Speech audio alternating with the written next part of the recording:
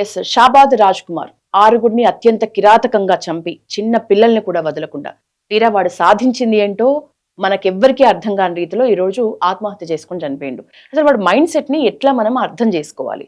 ఇంతకు ముందు పెద్ద నేర చరిత్ర ఉన్నదేం కాదు. ఆ పోక్సో కేసు మినహా మనకు తెలిసిందైతే ఇప్పటి వరకు అదొక్కటే కేసు. మరి సడన్ గా ఇంత తీవ్రమైన మైండ్ సెట్ కి ఎలా వెళ్ళింది వాడి మనసు? కనుక్కుందాం. మనతో పాటు ప్రముఖ సైక్రియాటిస్ట్ శాంతి గారు ఉన్నారు. మేడం నమస్తే. నమస్తే అండి. శాంతి, నవ్యత మేడం, ఇప్పుడు నిజానికి ఇతని మైండ్ సెట్ చూస్తే ఇంతకు ముందు పెద్ద పెద్ద కేసులు బుక్ అయింది ఏం లేదు.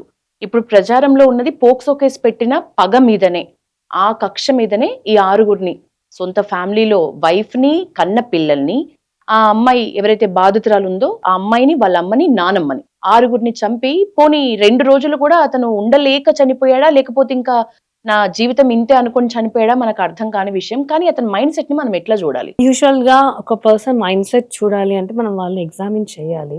కానీ మీరు చెప్పిన సర్కమ్స్టాన్సెస్ బట్టి ఇది ఏమవుతుంది అంటే వీళ్ళకి ఒక అన్‌కంట్రోల్డ్ రేజ్, ఒక తెలియని కోపం ఉంటుంది. దీన్ని వీళ్ళకి ఇంపల్స్ కంట్రోల్ ఉండదండి. ఓకే. ఇప్పుడు మీరు అన్నారు కక్ష, ఒక ఏదో జరిగి ఉండొచ్చు అని. సో వాడికి ఏంటి, ఆ కోపం వచ్చేసింది.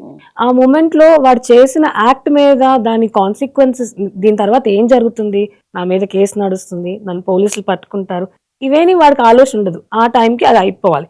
ఆ కోపంతో జరిగి ఉండొచ్చు. సో ఇలాంటి వాటిని ఇంపల్స్ కంట్రోల్ డిజార్డర్స్ అని మన సైకియాట్రీలో ఒక టాపిక్ ఉంది, ఒక డయాగ్నోసిస్ ఉంది. సో ఇంపల్స్ కంట్రోల్ అంటే ఏంటంటే వాళ్ళకి బ్రెయిన్ లో కొన్ని ఫ్రంటల్ లోబ్ లో కొన్ని అబ్నార్మాలిటీస్ ఉండొచ్చు. సో వాళ్ళకి డెసిషన్ మేకింగ్, వాళ్ళు ఏం చేస్తున్నారు, వాళ్ళ డెసిషన్ కరెక్ట్, అలా వాటి మీద వాళ్ళకి ఫుల్ కంట్రోల్ ఉండదు. వాళ్ళ డెసిషన్ సరిగ్గా చేయలేరు. అండ్ దెన్ వాళ్ళ కోపాన్ని, వాళ్ళ ఇంపల్స్ ని వాళ్ళు ఆపుకోలేరు. సో ఇలాంటి ఇంపల్స్ కంట్రోల్ డిజార్డర్స్ ఉన్న వాళ్ళు ఆ రేజ్ లో యాక్ట్ పర్ఫామ్ చేసేస్తారు. అంటే ఆ రేజ్ లో అన్నారు కదా, అది ఎంత టైం ఉంటుంది మేడం? అంటే ఆరుగురిని చెప్పడానికి ఒక ప్లాన్ వేసిండు అంటే ఎంత కాలం నుంచి అదే ఆలోచనతో అంత స్ట్రాంగ్ గా ఉండగలిగిండు? మీరే చెప్పారు. ఒక ప్లాన్ వేస్తే డెఫినెట్లీ వాడు ఇంత షార్ట్ పీరియడ్ లో అందరిని చంపరు. ఓకే. సో వీళ్ళు ఒక నోటెడ్ గా క్రైమ్ సైకాలజీ చూసుకుంటే వాళ్ళకేంటి, ఒక ప్లాన్ ఉంటుంది, అంత దొరికిపోరు. ఓకే, ప్లాన్ బట్టి వెళ్తారు. వీళ్ళు ఏంటి, వీడికి లేదు, కోపం అనిపించింది చేసేయాలి, నెక్స్ట్ ఏంటి ఇది అనిపిస్తుంది వీళ్ళు వ్యతిరేకంగా చేసేయాలి. సో ఇలాంటి ఇంపల్స్ కంట్రోల్ ల్యాక్ అయినప్పుడు ఇలాంటి కాన్సిక్వెన్సెస్ మనం చూడొచ్చు. అండ్ వాళ్ళకి దాని మీద అవగాహన కూడా ఉండదు, అరే నాకేమైపోతుంది ఏంటి. సో యాక్ట్ అంతా అయిపోయాక మేబీ ఎప్పుడో వాడు కూర్చుని రిలాక్స్ ఆలోచిస్తే, ఎందుకంటే మీరు చెప్పిన వాడికి అడిక్షన్ బిహేవియర్ కూడా ఉంది. ఓకే. ఇప్పుడు అంటే తాగుడు అలవాటు ఉందని ఇందాక, తాగుడు అలవాటు ఉంది, ఇంకొకటి అప్పులు చేశాడు అంతే, ఆన్లైన్ గ్యాంబ్లింగ్, బెట్టింగ్స్. సో ఇవన్నీ చూస్తే డెఫినెట్ గా దెర్ ఈస్ అన్ బైపోలారిటీ కనపడుతుంది.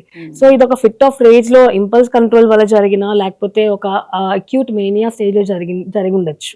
అది ఏంటి అన్నది మనం క్లియర్ గా మనం వాళ్ళని కూర్చొని మాట్లాడితే తెలుస్తుంది. కానీ దీస్ ఆర్ ద పాసిబిలిటీస్. అంటే శాంతి మేడం, ఇక్కడ ఒక క్వశ్చన్. ఇప్పుడు ఇంతకు ముందు చాలా నేర చరిత్ర ఉంది, చాలా మందిని ఇంతకు ముందు చంపిండు, పోనీ 1-2 కేసులు చంపినయో రేప్ చేసినవో అంత క్రిటికల్ గా ఉన్నాయని అనుకుంటే ఓకే. అదర్వైజ్ ఎంత కోపం ఉన్న వ్యక్తి మీద దాడి చేయడంతో పోవటమో అట్లో ఇట్లో ఉంటది. కానీ కన్న పిల్లలు, దట్టు 5 years లోపు పిల్లలు, చిన్న పిల్లలు ఇద్దరు, వాళ్ళని కూడా పొడిచి చంపగలగడం అని అంటే వాళ్ళకి ఆ రేజ్ లో వాళ్ళు ఏం చేస్తున్నారు అన్నది అవగాహన ఉండదు. Control of self. అంటే ఆ మూమెంట్ కి వాళ్ళు ఏం చేస్తున్నాం, అరే వీళ్ళు నాకు క్లోజ్, అరే నా భార్య, అరే నేను ప్రేమించిన అమ్మాయి, అరే నా సొంత పిల్లలు 5 సంవత్సరాలు ఎంత కోమలంగా ఉంటారు. సో వాళ్ళకి అవి అవగాహన, అంటే ఆ మొమెంటరీలో అవి ఏమి ఉండవండి, వాళ్ళు కోల్పోతారు. సో అది ఇంపల్స్ కంట్రోల్ పోవడం వల్ల కొందరు మన వీటిలో ఎగ్జాంపుల్స్ చెప్తాయి. ఇప్పుడు ఇలాగ ఇంటర్మిటెంట్ ఎక్స్ప్లోజివ్ డిజార్డర్ అంటారు. అంటే ఆ టైంలో వాళ్ళు ఇంకా ఎవరైనా గొడవ పడుతూ ఉంటారు అనుకోండి, వాడికి భయం వస్తుంది. మామూలుగా గొడవ పడితే ఎందుకు రా బాబు, ఏదో పోలీస్ కేసు అవ్వచ్చు, అయితే ఏదో వాడు వెనక రావచ్చు, మనం కంట్రోల్ చేస్తాం, అలా కాదు వెళ్ళిపోతాడు. ఆ ఎక్స్టెంట్ కి ఆఖరి ఏది దొరికితే వేసి కొట్టేస్తాడు. సో ఇలాంటివన్నీ కూడా they are abnormalities. And already మీరు చెప్పినప్పుడు అడిక్షన్ ప్యాటర్న్ ఇవన్నీ చూస్తే మేబీ బైపోలార్ డిసార్డర్ దగ్గరగా ఉన్నాడు. So these are the possibilities అండి. అది మనం వాళ్ళతో మాట్లాడితే తెలిసేది. ఆ టైంలో మాత్రం వాళ్ళకి నేను చేసిన దానికి దీని కాన్సిక్వెన్స్ ఏంటి, ఆ విచక్షణ వాళ్ళు కోల్పోతారు.